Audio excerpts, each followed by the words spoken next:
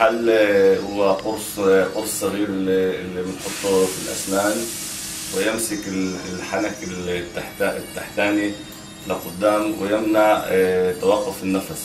هذا أحسن حل لحد إسا اللي قدرت أحصل عليه من الليلة الهادئ من يوسي. وبواسطة هذا الجهاز أنا عم بقدر أتنفس وأنام وأقوم مش تعبان زي ما كنت في الأول. فيش أحسن علاج اللي أخذته لحد إسا هذا الجهاز اللي أعطاني يوسي، واللي أعطاني له حل لتوقيف التنفس والنوم الهادئ.